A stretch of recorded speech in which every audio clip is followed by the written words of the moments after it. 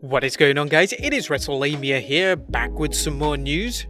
Join us now as Wrestlelamia looks at the wildest news stories and rumors you need to know, including a disturbing comment regarding Sasha Banks, Bray Wyatt to have multiple personalities, Triple H comments on The Undertaker's retirement, and Kurt Angle talks his favourite cinematic match. Be sure to subscribe and hit that notification bell for daily wrestling videos. Now let's hit the intro and get straight into the news.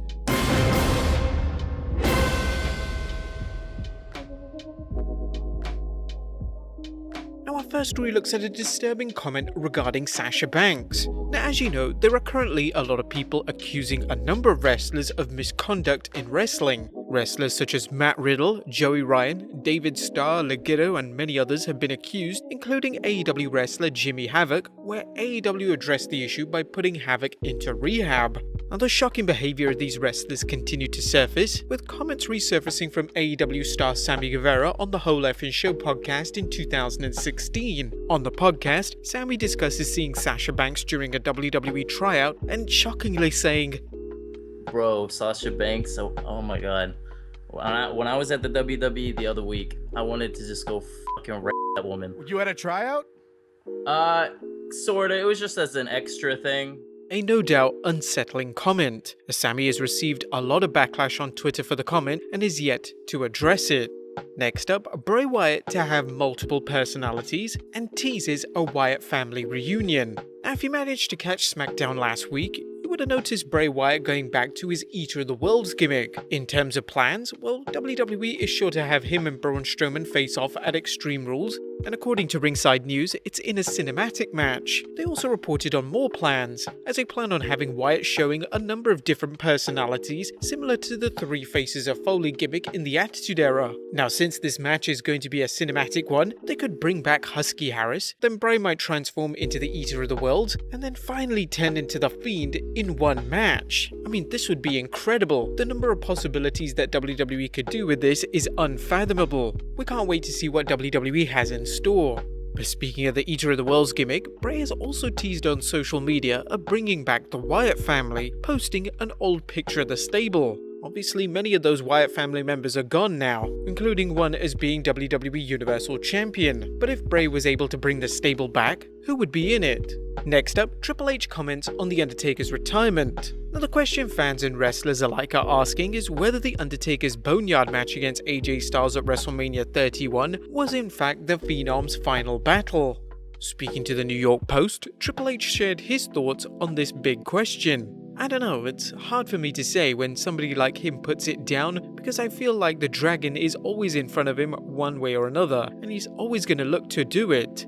Is this dragon Vince McMahon? I think it would be hard for him to end on some kind of theatrical piece like that because of what you said, the emotionality of it.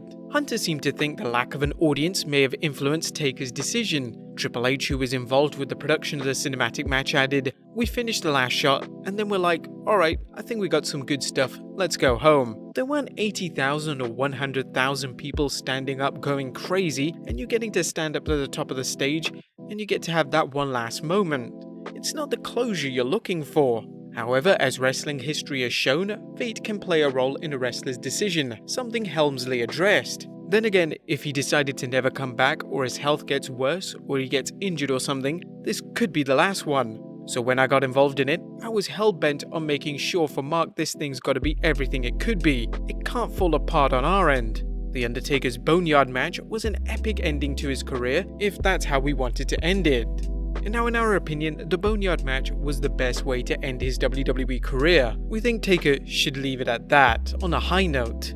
Next up, one fired superstar categorically denies him coming back to the WWE.